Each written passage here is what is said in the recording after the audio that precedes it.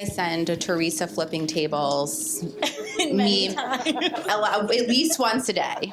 That's right. And we've used that clip, admittedly so, in a number of different ways because, it's gold. It's gold. It is Olympic gold.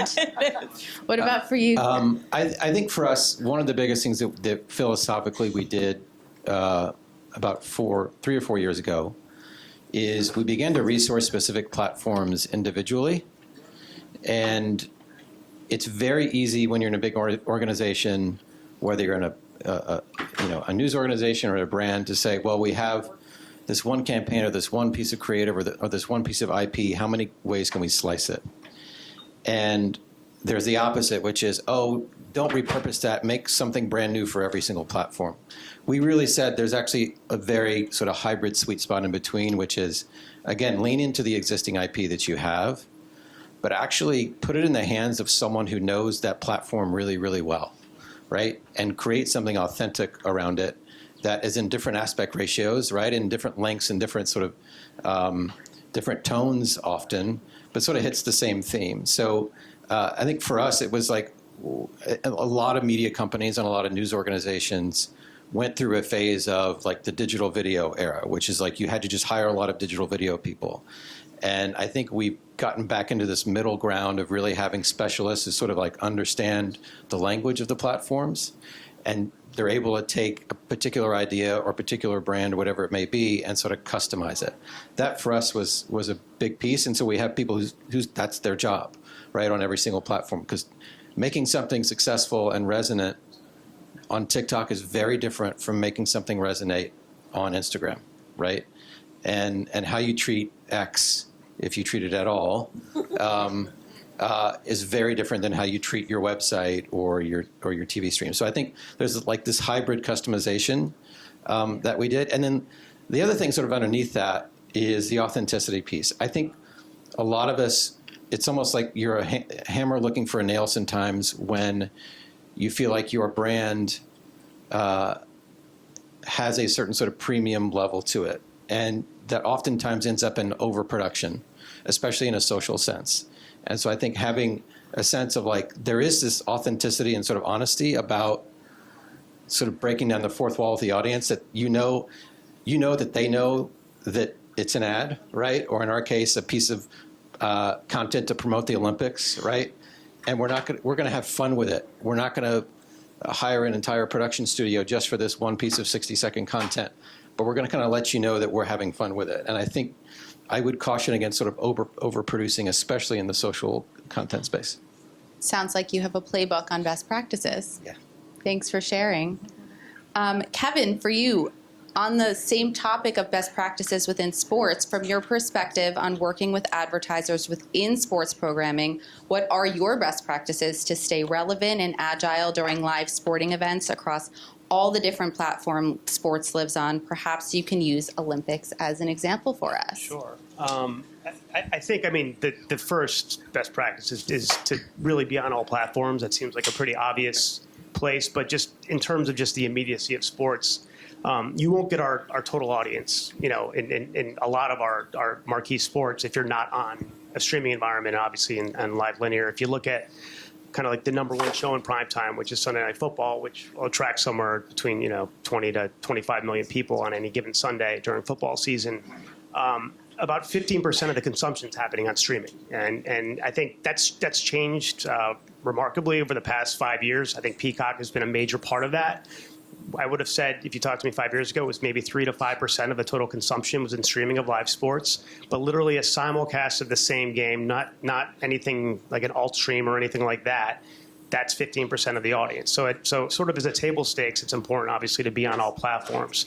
The other thing is to think about the different platforms differently in terms of how you're going to approach each. I think when you look at something like a Sunday Night Football or even the Olympics, you want the mass reach and scale and the blunt instrument of getting that scale on linear television, and you can also get a lot more surgical in streaming. The way that we treat our streaming is dynamic ad insertion. So you can obviously go after the mass reach and audience on linear television, but then get very surgical with whatever segments or audiences you want through streaming within the same time frame. So again, during the confines of a football game that's 8 to 11 p.m. on a Sunday night, you can kind of get very precise for certain segments of your audience that you really want to, or customers that you want to go after, and then get that mass reach. And that's it's very important, obviously, to kind of think about it a little bit differently.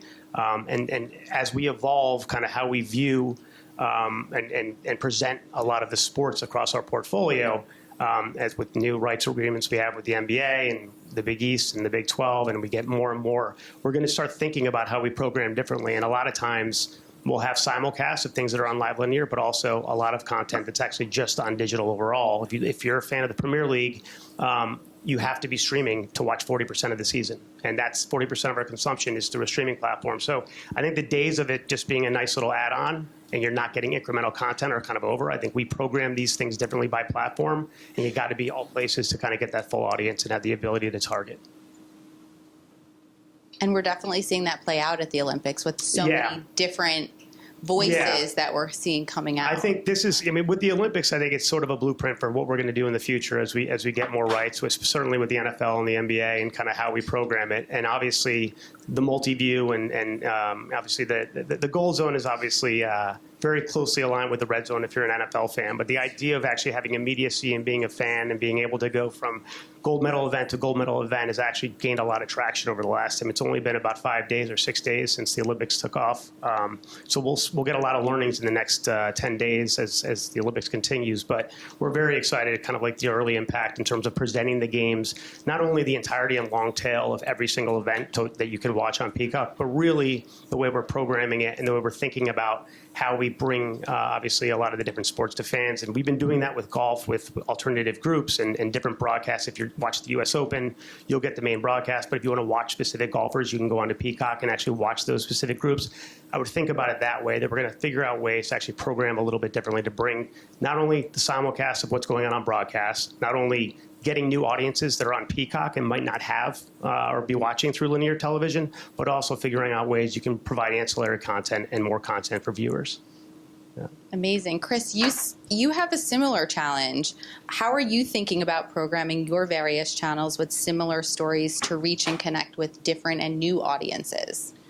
I think that we do have the luxury of having really strong brands in a lot of different categories, and in particular, for us, what digital has sort of unlocked is this ability to begin to, in some ways, sort of micro-target and match the story with the audience that you're looking to connect with.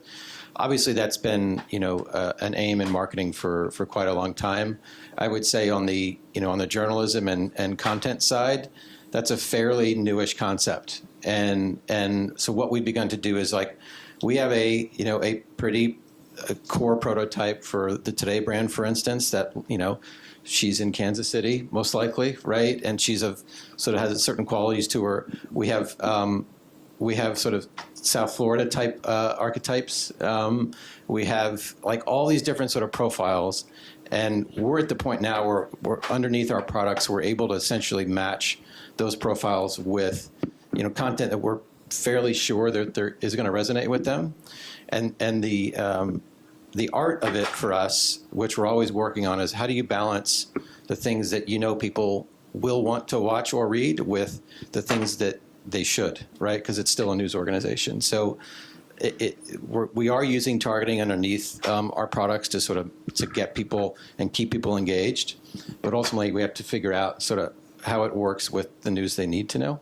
But that's also kind of what makes the job fun. So I think you might be speaking to me in your South Florida target. Yes. It's me. It's here. Let's shift to Bravo for a sec.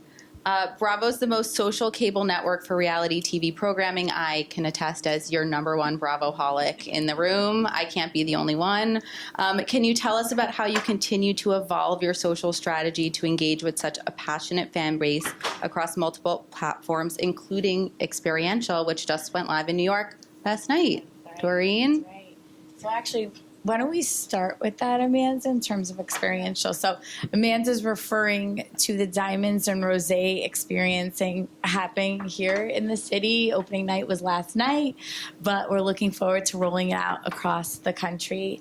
And speaking of what we were talking about earlier, it truly is that ability to bring our community together in person. And when we say community, it truly is not only our viewers and those who are consuming our content on the platform of their choice, but also our talent and celebrating as one community. So we have that. We have our watch parties, and of course we have BravoCon.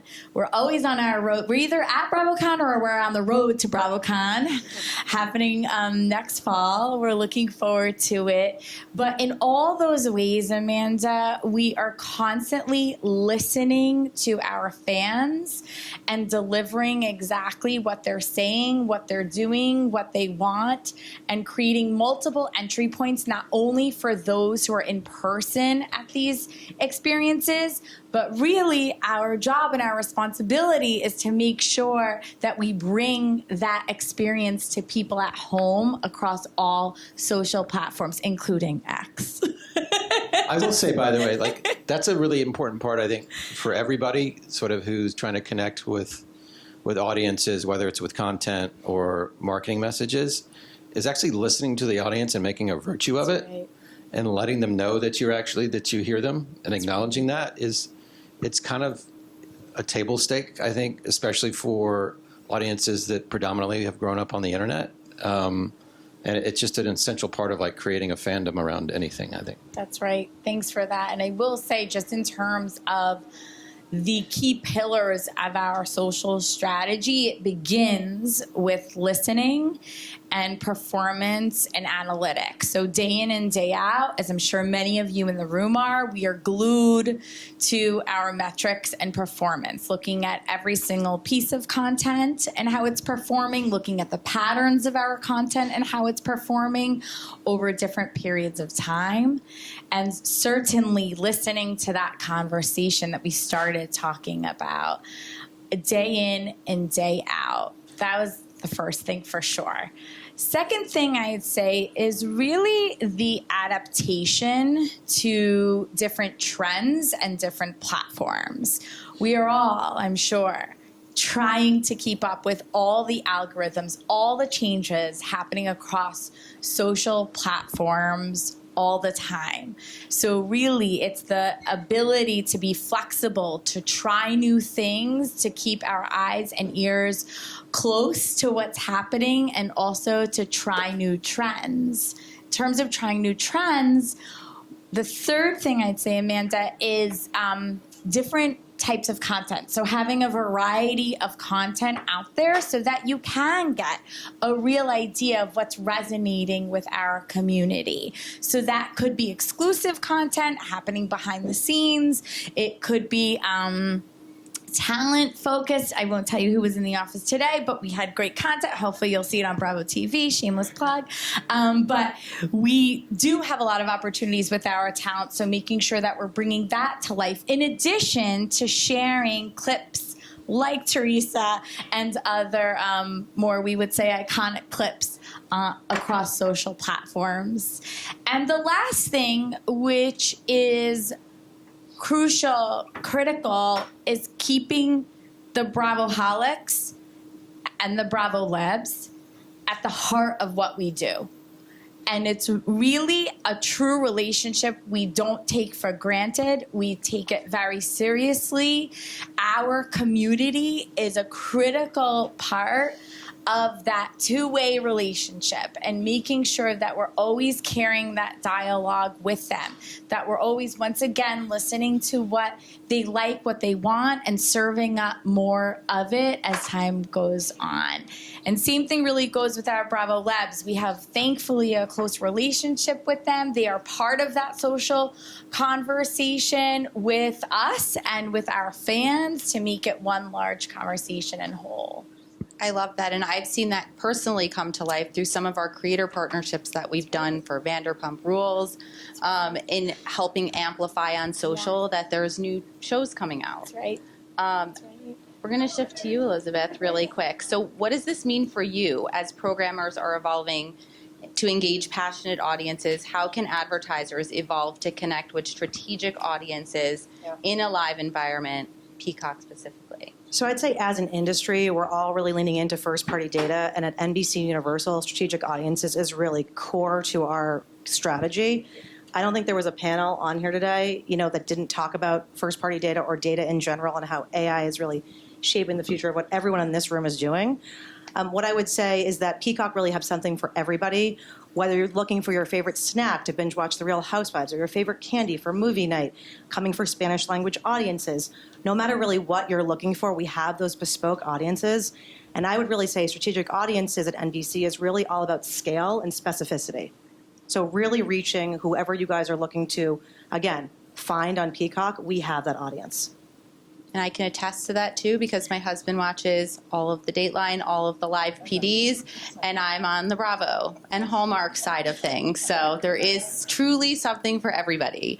How important is real-time data and analytics in shaping brand strategies for live TV? We can do a rapid fire for all of you. I can Elizabeth, start. do you want to start? Sure. I would say, for the brand marketers in this room, it's really all about the purchase funnel. So when you're thinking about live television or live experiences, what are some of the stats that really help you decision that when you're talking about media?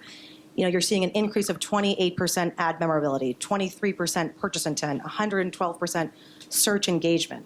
When you're thinking about what KPI your brand is looking to sort of reach and achieve, we can do that in the sort of avenue of live. The other thing I would say is for Peacock specifically, we're also doing something in real-time outcome measurement, actually giving CTV the credit it finally deserves. So traditionally this has really been, up to the social platforms, but we're really doing this in partnership as really the first TV publisher to do so. So we're excited to bring this to market. We've seen some great success initially with CPG, insurance, as well as QSR. So again, something we're excited to bring to market, but that's really changing the game in terms of CTV and real-time outcome measurement. I'd say on the news side, it's in some ways simple. We live on live data at all times. Most of our business is unplanned, and so we have to react very quickly to what's going on in the world. A couple weeks ago, we had a breaking news event. We had 1 million people a minute coming through our properties, right? So there's a lot of implications there. For us, I think in a brand context, it's great to be with us in those moments because people are coming to us because they trust us and they want to spend more time with us in the moments that matter to them. And so, for us, like we have the targeting capabilities, the specificity that she's talking about with Unified and everything else that we can do on the data side underpins everything we do. But for us, it comes down to, can we respond to consumers when they most want it and connect them with the people they trust? And when brands can come along for that, I think there's a lot of benefit. And I'll just add briefly that from a sports standpoint, I obviously agree with a lot of what Elizabeth had mentioned in terms of targeting, obviously the effectiveness of it. But I think from a sports standpoint, streaming, obviously, and delivering ads dynamically in a live environment is, from a tech standpoint, it took some years to get to a place. I think in VOD and in those environments, in the streaming environment, it's much easier. So we actually just launched programmatic in sports just about 1.5 years ago. So it took us some time to get there. Now that we're there, it's great that we have first-party data. It's great that we can now target, like I mentioned before, kind of surgically to get specific audiences. And again, pairing that with sort of the mass reach of linear television, but then on digital, being able to target specific audiences is critical. But it's early days. It's early days in streaming for sports. We've been doing it for like 12 years, but again, it's early days, meaning that we finally have scaled and hit critical mass where we can actually reach a significant amount of the population that are streaming, not to mention a different audience composition that you'll have from linear, or even those that are actually within the cable ecosystem. You'll get on Peacock those that are cord cutters, shavers, nevers, and that demographic is changing. So we have to look at real-time data to really understand our audience, and it hasn't normalized yet, right? So this is the first Olympics that we've streamed every event. It's 2024, and it's the first time we're doing it. So we are rapidly catching up to where we should be. I think this Olympics is sort of a watershed moment to really help us kind of evolve our products But I think that honestly, understanding our audience composition as that evolves and grows, it's going to be critical of how we can then go to clients and customers to figure out how we can target those segments of their customers that they really want to go after very precisely. And we're excited about it, having the ability to do that, because a lot of the landscape overall for live sports streaming are kind of pass-through of television ads, whereas we feel it's very important for us to, one, have a lower cost of entry for some clients to come in and get some longer tail advertisers within there, but also have the ability to then target specific segments within a live environment during a short period of time. And I'd add, from a social perspective, it's not only critical for all the reasons I had enumerated earlier, but also as we're working with partners, we are constantly looking at that data and listening in order to make recommendations of the best and most efficient and most effective ways for our partners to work with us socially, to land them in a good place of success in terms of the KPIs that are indicated at the beginning, and also in terms of social conversation. Amazing. Okay, we have room for one more question. What innovative technologies or trends do you think will shape the future of live TV brand interactions? Doreen, we're going to start with you and come on down.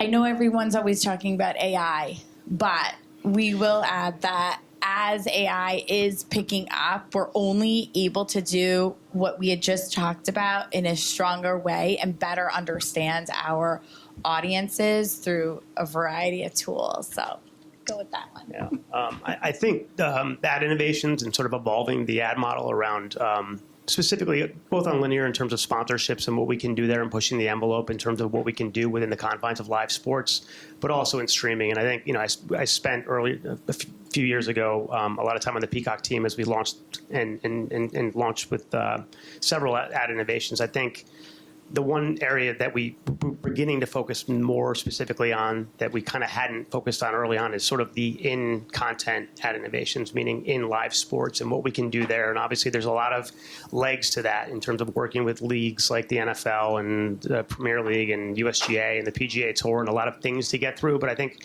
we're very focused on making sure that we continue to evolve the ad model and figuring out ways that we can help brands break through the clutter within the confines of live sports. So obviously there's a lot of rules and governances across the different leagues, but I think that we want to continually look at these things. We definitely have evolved in terms of how we're doing interactive ads in the pod. On the platform, we're doing takeovers and things there, but I think the in-game or in-content advertising is sort of the one thing that we'll try to evolve to try to give marketers sort of those kind of breakthrough moments in partnership. I would say on the news side, I mean, of course, generative AI, both for good and ill, but I think even more fundamentally, what you're going to see over the next, say, 2 to 4 years is a real, at-scale sign-in behavior across so many different platforms. Right now, it's if you either have a logged-in experience or you have a scaled experience, it's often a choice that you have to make. And I think that you're going to see login and sign-in become such a critical part of every single sort of consumer experience that you have. There's still ways to go to make that sort of more seamless, but the benefits of that are going to be spread across both the content producers, the advertisers, everybody. So that to me is sort of the big innovation left to go. My final thought. Okay, so I would say that we had a partnership with the Trade Desk for this Olympics, so really allowing advertisers to programmatically transact to become part of the Olympics, first time ever. And again, clients that traditionally have never had the opportunity to do so. So I think that is a game changer, pun intended, guys. Okay, thank you.